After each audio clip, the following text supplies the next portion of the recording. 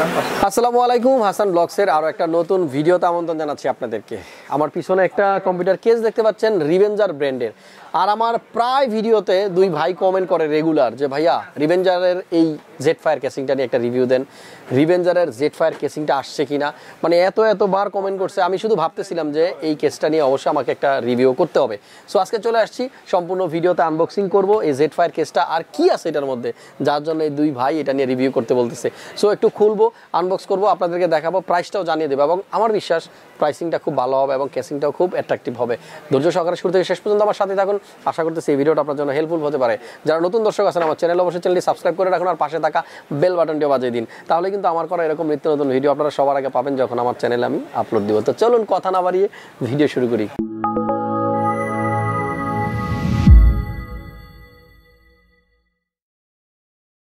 So friends, ইন্ট্রোর পর আবার চলে আসলাম আপনাদের সামনে আর এখন একটু আনবক্স করি।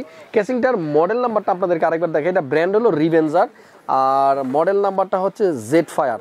ঠিক আছে, এই জেটফায়ার কেসটাই আমরা এখন আনবক্স করতেছি এবং এটাই ফার্স্ট টাইম। আমি এর আগে কিন্তু এই কেসটা নিয়ে আসলে কোনো কথা বলি নাই, কোনো ভিডিওতে দেখাইনি বা এটা কিন্তু বিক্রিও করিনি। যাই হোক, ইনফ্যাক্ট আজকে এটা একটু আনবক্স করতেছি আপনাদেরকে সাথে নিয়ে। যদি ভালো হয় কেসটা, যদি আমার মনে হয় যে ভালো, তাহলে আমি এটা সেল করব এবং আপনাদের জন্য নিয়ে আসবো। সো আপনাদেরকে আমি দেখাচ্ছি রিভেঞ্জার জেটফায়ারের একটা কম্পিউটার কেস আনবক্স করে।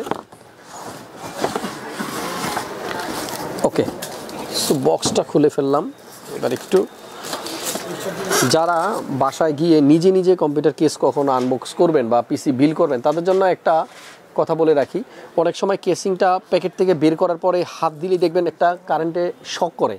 সো এই জিনিসটা কিন্তু একেবারেই ন্যাচারাল, আপনারা ভয় পাওয়ার কিছু নেই। বিশেষ করে চায়না থেকে যখন এগুলো আসে, দেন আমরা এরকম অনেক দেখছি কেসিংটা প্যাকেট থেকে বের করার পরে কিন্তু একটু ইলেকট্রন থাকে এটার মধ্যে। সো এটা নিয়ে ভয় পাওয়ার কিছু নাই, জাস্ট আপনারা নার্ভাস না হয়ে খুব শক্ত করে কেসটা ধরে বের করে ফেলবেন।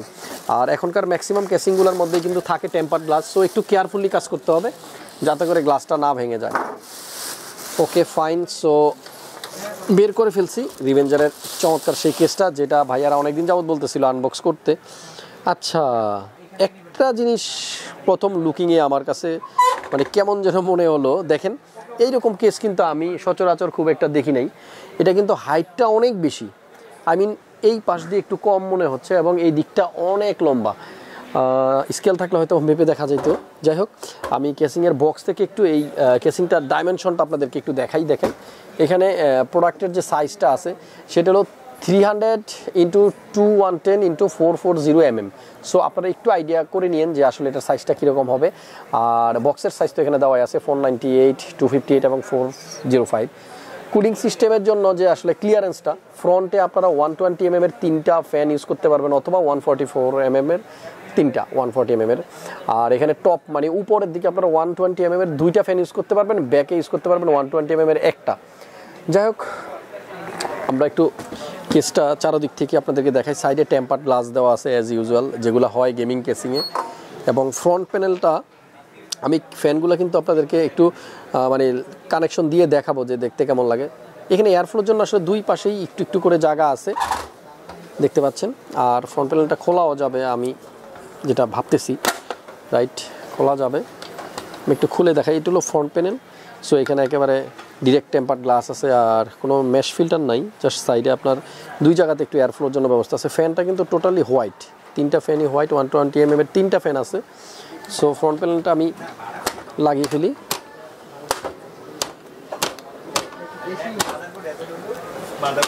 ওকে, যাই হোক, এবার উপরের দিকে কিছু পোর্ট আছে, এগুলো একটু লক্ষ্য করি। প্রথমে পাওয়ার সুইচ আছে, দেন এরপরে রিস্টার্টের জন্য বাটন, এরপরে এলইডি লাইট কালার চেঞ্জ করার জন্য আলাদা সুইচ, ইউএসবি 3.0 একটা এবং ইউএসবি 2.0 একটা, মাইক্রোফোন হেডফোনের জন্য আলাদা আলাদা জ্যাক। উপরে একটা মেশ ফিল্টার দেওয়া আছে। এখানে 120 mm এর 2টা ফ্যান আপনারা লাগাতে পারবেন। আচ্ছা, আর ব্যাক সাইডে একটা ফ্যান দেওয়া আছে। আর আরেকটা জিনিস দেখেন, এখানে কিন্তু আপনারা চাইলে কিন্তু গ্রাফিক্স কার্ডটা ভার্টিক্যালি মাউন্ট করতে পারবেন, সেই ঘর কিন্তু করা আছে। আর মোটামুটি 1টা 2টা 3টা 4টা 5টা 6টা 7টা পিসিআই স্লটের জন্য যে জায়গা সেটা কিন্তু দেওয়া আছে। সো কেসিংটা আমার কাছে যেটা মনে হচ্ছে, খুব বেশি যে আসলে মানে একেবারে 100% তো বলতে পারবো না, তবে মোটামুটি ভালোই আছে। তো আমরা এবার একটু ফ্যানের কানেকশনগুলো দিয়ে জাস্ট এটার ফ্যানগুলো একটু দেখি কেমন। সো যারাই এই কেসিংয়ের কখনো গ্লাস চেঞ্জ করবেন একটু বলে দিই, নিচে এরকম হালকা একটু সাপোর্ট রাখবেন হাতের, আমি যে নিচে একটা আঙুল দিয়ে রাখছি না, এই জায়গাটাতে একটু সাপোর্ট রাখবেন, তাহলে গ্লাসটা কিন্তু খুললে কখনো পড়ে যাবে না। আর গ্লাসটাকে কিন্তু আপনার মানে লাগানো হয়েছে যে স্ক্রুগুলো দিয়ে, এগুলো কিন্তু আপনার প্লাস্টিকের দেখতে পাচ্ছেন। সো এই হলো গ্লাসটা খুলে ফেলছি। সো গ্লাসের সাইজটা আপনারা দেখলেও কিন্তু কিছুটা আইডিয়া করতে পারবেন, কেসিংটা কিন্তু এইভাবে অনেক লম্বা, ঠিক আছে, সামনের দিক থেকে অনেকটা কম। আমরা একটু গ্লাসটা রেখে দিই। ওকে, আমরা ফ্যানের কানেকশনগুলো একটু দিব, সেজন্য যেটা করতে হবে, পাওয়ার সাপ্লাই কিন্তু আমরা একটা অলরেডি এখানে আনছি। আচ্ছা, পাওয়ার সাপ্লাইটাকে এই সুযোগে আপনাদেরকে আরও একটা জিনিস শিখিয়ে দিই আমি। অনেকেই জানেন যে আমাদের বাসায় নিজে নিজে পিসিগুলো প্রবলেম করলে একটু ট্রাবল শুট করা লাগে নিজের। পাওয়ার সাপ্লাই অনেকেই চেক করতে পারেন না, যে পাওয়ার সাপ্লাইটা আমরা কীভাবে চেক করবো যে পাওয়ার সাপ্লাইটা ভালো আছে কিনা। অনেক সময় পিসি অন হয় না, তো পাওয়ার সাপ্লাইটা ফার্স্ট অফ অল আপনার চেক করতে হয়। তো পাওয়ার সাপ্লাই চেক করার যে প্রক্রিয়া, এটা আমি একটা ভিডিও দিয়েছিলাম আমার চ্যানেলে আগে। সো এটা একটু টেস্ট করি, দেখেন আপনারা। জাস্ট এখানে যে 24 পিনের যে কানেক্টরটা আছে, এই কানেক্টরটা নেওয়ার পর যে কোনো একটা তার দিয়ে হোক বা আপনার টুইজার দিয়ে হোক, দুইটা তারে শর্ট করতে হয়। হ্যাঁ, শর্ট করতে হবে এই জায়গা থেকে। আপনারা যে লকটা দেখতে পাচ্ছেন 24 পিনের, এই লকের নিচেই বরাবর যে কালো তারটা থাকে সেটা এবং গ্রিনটা, সো গ্রিন এবং ব্ল্যাক এই দুইটা তার, এই যে এই দুইটা তার আপনাকে শর্ট করতে হবে। সো আমরা এখানে দুইটা তার শর্ট করে দিছি। দেন এখানে যদি একটু লক্ষ্য করেন, দেখেন এবার কিন্তু ফ্যানটা ঘুরতেছে, আমরা শর্ট করে দিছি, এখানে কিন্তু ফ্যান ঘুরতেছে। এখানে সুইচ বন্ধ করলে আবার ফ্যান বন্ধ হয়ে যাবে। সো এইভাবে কিন্তু আমরা নর্মালি একটা বেসিক টেস্ট করতে পারি যে পাওয়ার সাপ্লাইটা ভালো আছে কিনা। আচ্ছা, সো এইটা আপনার এবার লাগানো থাকুক, আমরা এবার ফ্যানগুলোকে একটু কানেক্ট করি। সো এইখানে একটা ফ্যান আপাতত লাগাই।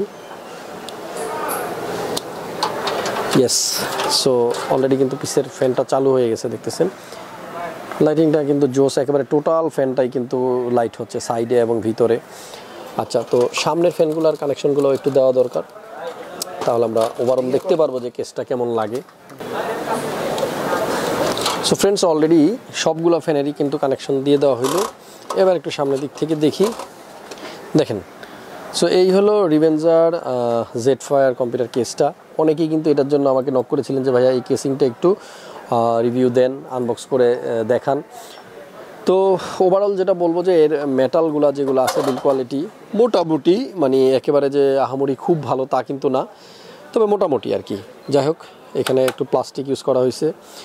আর আমার কাছে যেটা মনে হয়েছে যে মোটামুটি প্রাইস অনুপাতে আমার মনে হয় ঠিকই আছে, তবে আর একটু বেটার করা যাইতো। কারণ মোটামুটি মার্কেটে যে সমস্ত কেসগুলো থাকে এই রেঞ্জের মধ্যে, আমি প্রাইসটা একটু পরে বলে দিচ্ছি। সো আরও বেটার করা যাইতো।